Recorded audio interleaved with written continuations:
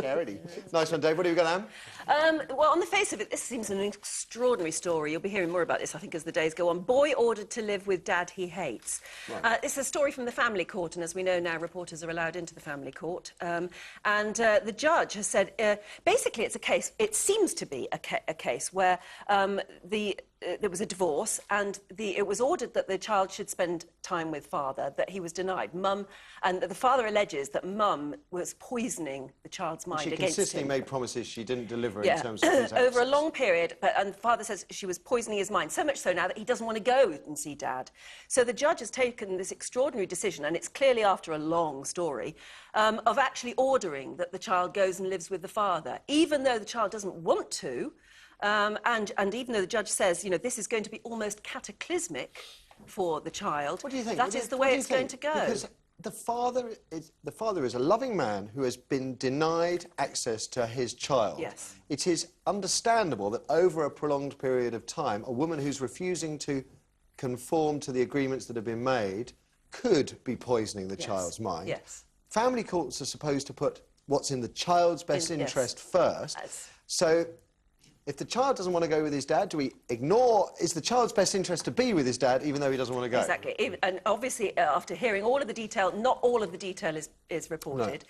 The judge has decided that even though, and her words, almost cataclysmic for the child, he will go and live with his father. I think it's a great decision, because I think there are a lot of dads out there that have had similar problems. Yeah. Isn't it a compromise, though, where they spend some time with both? But she's not... Yeah, but make her do it. Is that up? Well, I think they've tried. This is the end of a very, very long story. We're going to have to rattle through the rest. Time is... OK, well, Harriet Harman is going to be prosecuted over those driving offences. You remember, it was the one where she allegedly bashed into a car that was parked, and then she wound down the window and said, you know who I am, you'll know where to get me if you need me. I'm Harriet Harman. And, of course, they brought in, of course, Labour brought in, or the government brought in the you can't drive while you're on the phone, while she was... Absolutely. Anything Solicitor General, yeah. The mother of all ambushes, they're calling it. After Biscuitgate, Gordon Brown was caught out when he had to do a forum on Mumsnet. David Cameron did a forum yesterday, or a web chat, or whatever they call them. And they're calling it Nappygate, because they reckon he was ambushed, actually, by all of these incredibly hostile mums on Mumsnet. He said he was going to do his own typing, the answers, and he wasn't very quick at it, and apparently spending too much time doing his hair. They asked him about nappy tax. Or nappies, you get free nappies...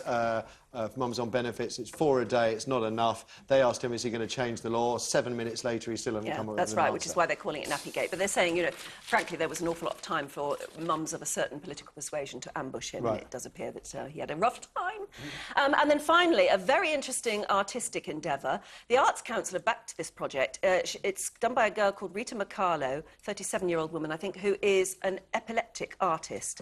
And she is going to, by not taking her meds, she's going to induce an epileptic fit on stage, because the Arts Council project that she's looking into is exploring the relationship between epilepsy and dance. We could introduce that into primary schools, couldn't we? Merge it with geography. What is it now called? I've forgotten now. Themed. She's going to do this on... it's called Involuntary Dances. She's going to do it at the Bradford Playhouse next month, and she's got a £14,000 Arts Council grant to do it.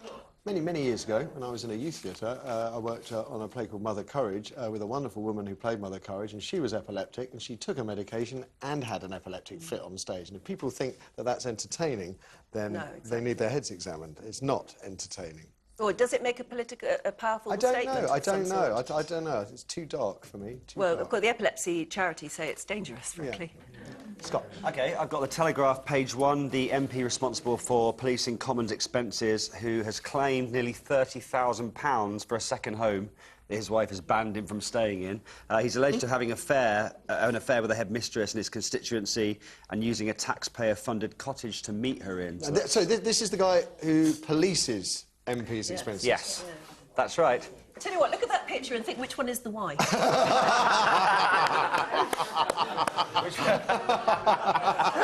may be wrong. I think you might be right. It's the one on the right. I may be wrong. OK, anything else, Scott? The Sun, page 31, all kids under 5, but over 6 months are going to be offered swine flu jabs because Pig flu jabs, as they now call it in the Sun. Yeah, Lovely. pig flu. It's just Less easier letters. to... Yeah. It's because of a worrying increase in the number of youngsters being admitted to hospital with swine flu. So Still, people are most children, I mean, they're finding out of that a lot of them do end up in hospital, right? But most of them come through it OK. Yeah. But you're going to get a letter from your GP anyway, advising you to bring your child in. And Mail, page 35, this is how Ewan McGregor, as was mentioned before, is one of Hollywood's most overpaid stars, second only to Will Ferrell. How do they work this out, then? Well, if you think Ewan McGregor gets an estimated $5 million a film, for every pound he's paid, his recent films, which haven't done the best, made an average of about £3.13. Oh, I see. So it's sort of value for money. Pound, yeah. But he's in good company. Tom Cruise and Jim Carrey are also in the top 10. Will Ferrell, though, gets about $12 million a film, so much more, but makes £2.75 for every pound he was paid for his recent film. So we're not getting value for money, are we? OK. Good one. Last one? Oh, yes, Camilla. This is on page 3 of the Mail. This poor kid who just got bumped in the face by Camilla. Look at the picture. 3-year-old Jared, who tried to squeeze past Camilla and was accidentally bumped as she bent down to chat to another child. So just got a face full of Camilla's bottom. And then the impact of her behind caused him to crash against a wooden entrance, knock his head, and then he burst into tears. That's blame for a claim there, right? Yeah, blame exactly. for a claim. At least he's got his child trust fund to get him over this difficult stage in his young life. Thank God my taxes are being well spent. After the break, should France offer Ireland a World Cup replay after Thierry Henry's handball denied our Irish friends the chance of glory in South Africa? This was on Wednesday. We English, of course, know how it feels after Maradona's cheating put us out of the World Cup in '86. And look how everyone remembers him. Can't believe Thierry Henry would want the same legacy, can you? 0207 173 5555 is the number for your thoughts. Mind you, if Ireland got a replay, where would that leave refereeing? In the hands of TV? Your thoughts after these ads. How much will the Irish economy lose as a result of them crashing out of the World Cup? 10 million, 50 million or 100 million pounds?